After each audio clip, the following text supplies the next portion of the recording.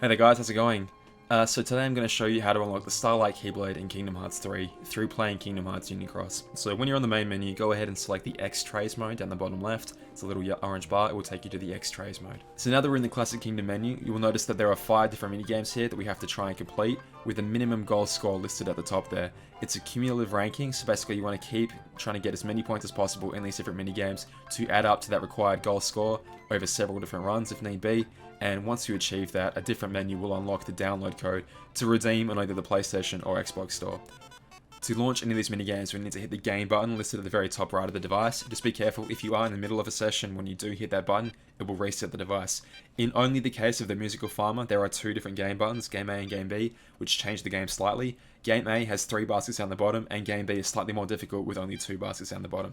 So you need to manage your eggs a little bit more carefully. In this game, you have 6 different chutes that lead down to 3 different baskets down the bottom. Effectively, you have to manage these 2 little switches, and they only have 2 different positions to effectively get the eggs down safely so you can hand them off to either Minnie on the left or Mickey on the right. So your main priority, especially in the early parts of the stage, is just making sure the eggs get down safely. Each basket can hold up to 6 eggs, and the switches can occupy 2 different positions. The second an egg goes into the chute there, hopefully you guys just saw, the second the egg is in a chute, you are free to turn it. It is safe once it's in that position. Once the eggs fall down the bottom, hopefully you notice this there, I'll show it again. Once the egg leaves the chute, and even before it hits the basket, you can bank it. I demonstrated that both times there. All the minigames will speed up as things go on to make it slightly more difficult, and basically you have to manage your time a little bit better. So again, Sora can occupy 6 different positions, 2 on the top, 4 on the bottom, and you basically have to just manage the eggs effectively. Again, in the early stages, it's not super important about keeping the eggs, banking them as quickly as you can, because they don't fall down fast enough, but in later stages that is very, very important. You can manage the eggs down the bottom by effectively switching the basket positions by standing in the middle of 2 baskets, or standing on the left or right of a basket respectively, and handing them off to Mickey or Minnie. I'll demonstrate that again, without even the egg having to have landed in the basket, you can just shoot it off. So effectively all you want to do is the second the egg gets into a safe position, like right now for example, you can switch the track back. It's not too difficult, and again, you just want to bank as many eggs as possible. The stages will clear out when you reach the total score at the top left. It will basically reset the stage or advance the stage. For example, I believe I'm on stage 3 right now. It isn't super important though, it just gives you additional points. Again, so just moving up or down, left and right. This game isn't too difficult, it just gets more speedy as you go. I found it quite difficult at the start, I really couldn't manage it, and I was focusing on the bottom baskets too much, but I actually did get the hang of it, semi-well, and I'm actually looking forward to keep trying this one on. Anyway, let's go on to the next minigame. I don't really have any more 2 tips for this one, apart from just, you'll get better as you keep practicing it, which is really the rule for all these minigames. And just try and keep an eye, especially really get used to keeping an eye on the 2 chutes at the top, and managing those. It'll get more difficult towards the end, where eggs will start launching at the same time, and you'll have to really know which position to keep the chute on. But aside from that, it's not too difficult. And just, watch your own finger placement. I keep screwing up by tapping the button too incorrectly. It is a problem that I have with these games, that obviously on a regular Game & Watch LCD system, you would have the raised little button on the system itself. Obviously, being a smartphone screen here, we don't have that. It's a slight disadvantage, but you know what? For a free game added to, another free game, I'm still pretty happy with how it goes. So the Barnyard Battle is a fun little minigame where effectively Sora and Mickey are defending the barnyard, I suppose, from these 4 lanes of oncoming, never-ending enemies. Effectively, we're just going to be tapping them and bonking them on the head as they reach their certain positions. If you get the timing right, you can achieve this little chain of perfects, which the timing, I believe, does vary slightly. I'm not pressing it the second that they arrive there, but I am pressing it momentarily after, as they arrive. If you think the hammer has a swinging motion, you've got to sort of time it to be on the bottom of the hammer swing, I guess, I don't know.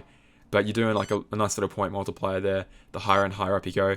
People have said so far the multiplier caps out at 99, I haven't actually been able to prove that for myself, but in any case, as it gets more complex later on, enemies in the second and third lanes can switch to the third and second respectively, god damn it. I'm playing on a different phone than my previous one, and I keep missing the damn button positions, it's so annoying. I like having my headphones in for this one, as you can see here, so it's sort of like a rhythm game, as much as it is a skill game, if that makes sense.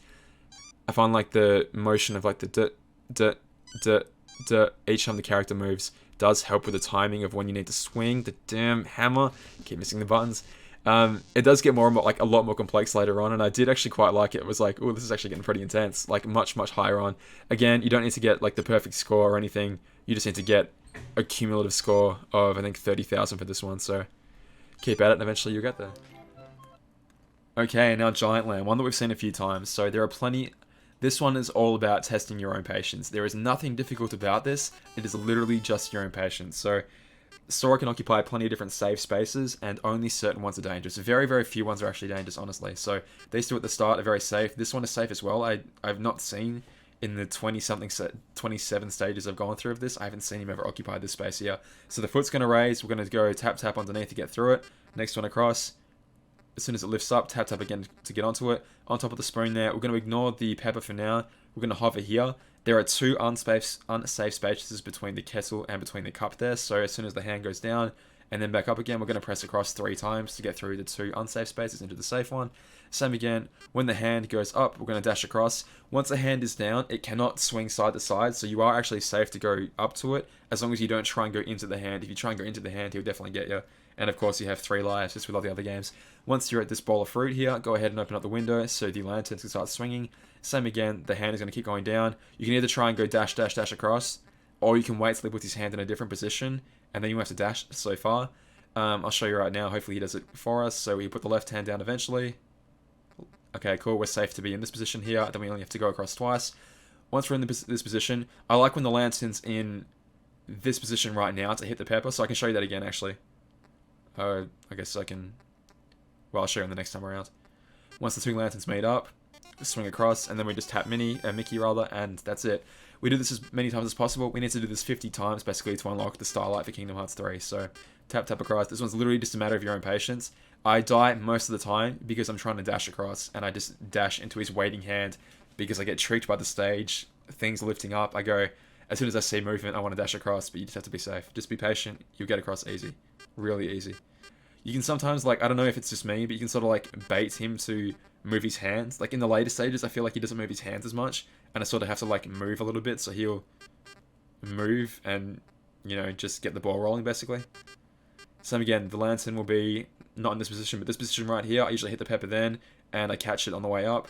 If you do miss that swing, like if you try and don't press any of the directions once you've touched the lantern, let it carry you across. Only touch the right direction button when the 2 lanterns meet. Even if you have to swing back and forth several times, eventually the 2 lanterns will meet. They're timed slightly differently so that eventually they will meet. Once you do that, press right, and then press right again once you're at Mickey, and you're safe. Again, do that 50 times, and you have unlocked 600 jewels, so not too difficult. Once you've done all the different mini-games, alrighty, the Carnival Kid. This one's a pretty fun mini-game, and my biggest possible tip for this is ABC, always be cooking. Always have 2 sausages on the grill at all times. You can pre-sauce a bun, which is another, like, a big tip. You see what I did there? As soon as I grabbed a sausage, I immediately put another one back on the grill. So just get in the habit of double tapping the sausage off the grill, and that's pretty much the secret to big points. Again, like all of them, you don't have to score ridiculously big in one go. You can just do it cumulatively. Mickey always seems to want only 1 sausage on the right hand side. Oops, see, I've gone ahead and sauced that, which I didn't really need to, but sauce is the only thing that you can't take back. So you can put down a drink, like the juice or the chips, but you can't unsauce a bun. So, like this for example, I don't actually need the drink there, so I'm going to go ahead and put that down. Grab a sausage off the grill, double tap to put one back on, always be cooking, and we're just going to keep doing it like that. Easy stuff. Fishing Frenzy is kind of tricky because it's like your own patience versus your risk versus... It's just sort of like risk versus reward kind of thing. So fish are going to appear in like 1 of 4 different positions down the bottom. You want to put your line basically in front of where they're going to be while being in a position to avoid these 4 horrific, terrifying fish that are going to come and eat you if you're in their way. Luckily, they can only go in a straight line, and so long as you move out of their way, they won't be able to get you, but soon multiple will come, and there'll be other hazards while you're trying to get the damn fish that just don't want to seem to bite the line.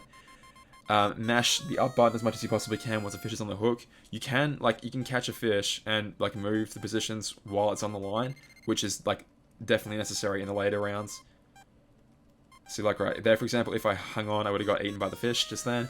This one's not too bad. It's just, it gets very, very complicated the more you go. It's the sort of thing where if you're not too like not really good at hand-eye coordination games, then you want to just earn 100 points at a time, you know, a few hundred points at a time in the easy stages. And eventually you will earn enough to unlock Starlight in Kingdom Hearts 3. Those signs you see there are very, very annoying. They appear 3 rows down of fish, and if they are in a position where they would effectively interrupt your cast, woof, and only got hit by that, you will lose a life by having your line snap there, so no good at all. Okay, so you've beaten all the challenges. It's time to go down to limited time challenge right here, where you'll see the different rewards that you need to surpassed to unlock Starlight in Kingdom Hearts 3. Once you cleared them all, click on the button here to issue product code, and unfortunately that product code will be coming soon. I'm assuming it will generate a unique code here that you can redeem on either the PlayStation or Microsoft Store. I don't know how they're going to do that, where codes can be redeemed on either. I don't know if once it's gone on one store, it's therefore gone on another, or if you can, I don't know, say you play on PlayStation and your friend plays on Xbox, and you can unlock one on your PlayStation and then send them the same code to unlock on Xbox. I don't know how it's going to work. I really hope that these codes are globally available, in that it's not just launched to American. I'm a little bit worried that when you click on the PlayStation Store here, for example, it takes you to the North American store, but I guess that makes sense that it would be the default. Again, I'm really hoping though that this is being a global game, it can be a globally redeemable code. I guess I wouldn't expect it to be in Japan because they have their own version of the game, and I suppose Taiwan does as well, but surely for the rest of the English-speaking and other languages-speaking part of the world, that would be the case, that the code is valid there as well.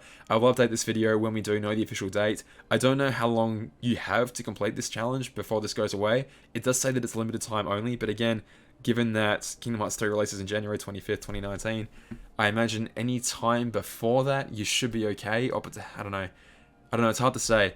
Obviously, Kingdom Hearts 3 needs to be added as a product to the PlayStation Store and the Microsoft Store. I know it exists there right now as a pre-order page, but usually games have to have, the game themselves on the PlayStation Store, as well as, any DLC that follows. The Starlight Keyblade will, of course, be DLC for the full game itself, so it does make sense that the full game itself couldn't, DLC for the game couldn't be there until the main game itself was, but again, as soon as I know when this site is live and when we have more than just coming soon there, I'll definitely let you guys know. But until then, guys, thank you so much. If you needed any help unlocking Starlight, let me know. Enjoy the 3,000 jewels that you get from completing all this, and the 3,000 from the survey. It is raining jewels right now. Hallelujah. So, hope you're enjoying it, guys. Thanks so much. All the best. Bye.